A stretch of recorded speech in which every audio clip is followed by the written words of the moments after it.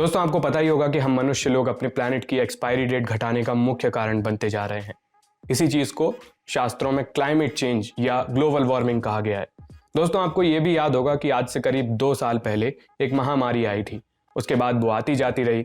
इस महामारी का कारण अभी भी ठीक ठाक तरीके से पता नहीं चल पाया है। एक लेटेस्ट स्टडी आई है, ये बता रही है कि कैसे हमारी हरकतों के कारण वायरस आउटब्रेक के चांस बढ़ जाते हैं। ये नहीं बता रही कि पिछली महामारी क्लाइमेट चेंज के कारण आई थी, लेकिन कैसे क्लाइमेट चेंज भविष्य में आने वाली महामारियों को बढ़ावा दे रहा है। हम साइंसकारी का ये एपिसोड यही समझने में खर्च कर देंगे।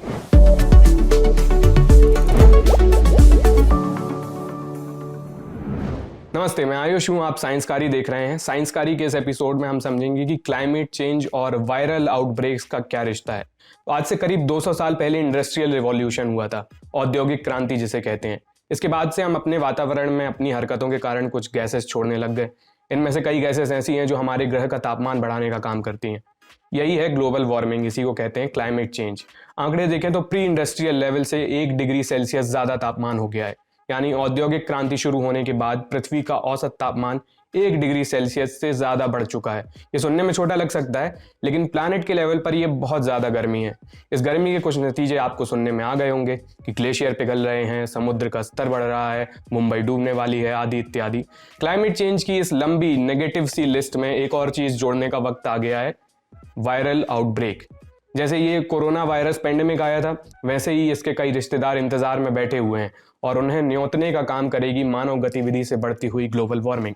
आप कहेंगे कि यार ये क्या कनेक्शन बैठा दिया है, ये समझ नहीं आ रहा है कि ग्लोबल वार्मिंग से वायरल आउटब्रेक का क्या लेना देना है। ऐसा है कि गर्मी सबको लगती है, जमीन में रहने वाले पशु या आसमान में उड़ती चिड़ैया। जब ग्लोबल वार्मिंग से इन पशु पक्षियों का मूड खराब होगा तो ये अपना बोरिया बिस्तर उठाकर ठंडी जगहों पर चले जाएंगे, रिलेटिवली जो ठंडी जगह होंगी। जैसे हम कुछ लोग चले जाते हैं शिमला मनाली, बस यहाँ अंतर ये होगा कि इंसान छुट्टी मनाने जाते हैं हिल स्टेशनों पर, लेकिन पशु पक्षी ठंडी जगहों पर अपना ठिकाना तलाशने के लिए जाएंगे। उनका हैबिटेट चेंज हो जाएगा। इससे ये होगा कि बहुत सारी प्रजातियां पहली बार एक दूसरे से मुलाकात करेंगी। जिन जानवरों की प्रजातियों ने पहले एक दूसरे की कभी शक्ल भी नहीं देखी थी, वो एक साथ रहने पर मजबूर हो जाएंगी। कोई शेर किसी चीतल की नई प्रजाति से मिलेगा। इसे ही इंग्लिश में न्यू एनिमल एनकाउंटर्स कहा गया है। यहाँ तक तो चलो सब ठीक है, सुनने में सही लग रहा है कि 2 डिफरेंट प्रजातियों के जानवर आपस में मिलजुल रहे हैं। अपन को क्या प्रॉब्लम हो सकती है भाई इससे? दिक्कत यह है कि इनके आपस में मिलने से सूक्ष्म जीव भी एक्सचेंज होंगे, माइक्रोब्स।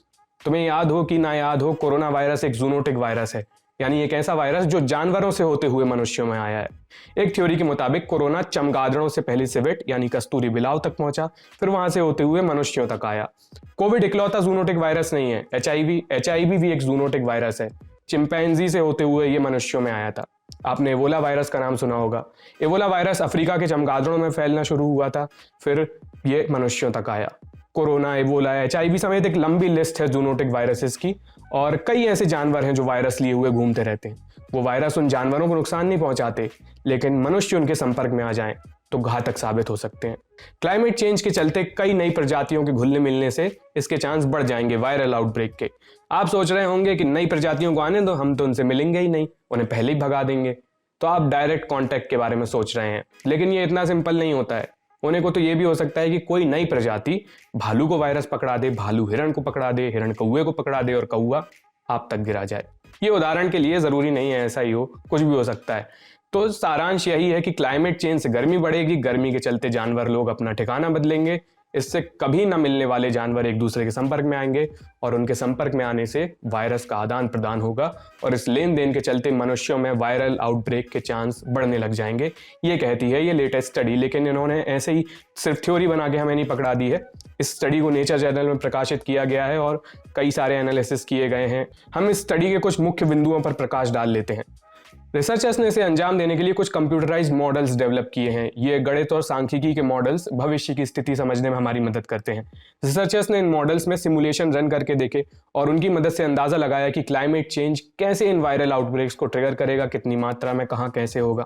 इस स्टडी के लिए सिर्फ मैमल्स यानी स्तनधारी जीवों पर फोकस किया गया है। वो इसलिए कि हम मनुष्य भी मैमल्स हैं, तो दूसरे जानवरों के मुकाबले मैमल्स जेनेटिकली हमारे ज्यादा करीब होंगे। जेनेटिकली करीब होने का मतलब है कि हमारा डीएनए काफी मैच करता है। जब 2 जानवर जेनेटिकली ज्यादा करीब होते हैं तो उनके बीच वायरस फैलने के चांसेस बढ़ जाते हैं। इस स्टडी से निकलने वाले आंकड़ों पर हम गौर करते हैं। इसके मुताबिक साल 2070 तक विभिन्न प्रजातियों के बीच होने वाली पहली मुलाकातों की संख्या दोगुनी हो जाएगी, जो फर्स्ट एनकाउंटर्स हैं। अगले 50 सालों में क्लाइमेट चेंज का कारण एक मैमल प्रजाति दूसरी मैमल प्रजाति में वायरस ट्रांसमिशन के 15,000 नए केस देने लगेगी। यह आंकड़ा ये मानकर निकाला गया है कि इस सदी का तापमान प्री इंडस्ट्रियल तापमान से 2 डिग्री सेल्सियस ज्यादा होगा। आखिरी एक और गौर करने वाली जरूरी बात जो हमारे लिए है, ये जो जानवरों की पहली मुलाकातें होनी है, ये पूरी दुनिया में एक समान नहीं होंगी। ये समुद्र तल से अधिक ऊंचाई वाले इलाकों में ज्यादा होंगी और उन इलाकों में ज्यादा होंगी जहां पे मनुष्यों की घनी आबादी है। इसमें इंडोनेशिया और भारत जैसे देश लिस्ट में टॉप पर दिखते हैं। मतलब अपन लोगों को यहाँ पे ज्यादा रिस्क है। अब सवाल उठता है कि क्या किया जाए भाई। देखो, ऐसा है कि क्लाइमेट चेंज को धीमे करने के प्रयास में तो अपन सबको लगना ही है, सब लोगों को। लेकिन ये करने के लिए तो वैसे ही बहुत सारे कारण हैं।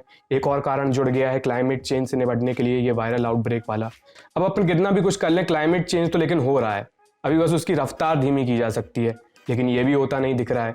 अपन एड़ी चोटी का भी जोर लगा दें तब भी क्लाइमेट चेंज ऑलरेडी हो रहा है। वायरल आउटब्रेक रोकने के लिए अपन को थोड़ा एक और स्टेप आगे जाना होगा।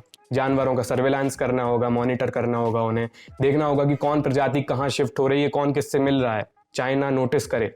इसके लिए देश की सरकारों और इंटरनेशनल कम्युनिटी को साथ में काम करना होगा।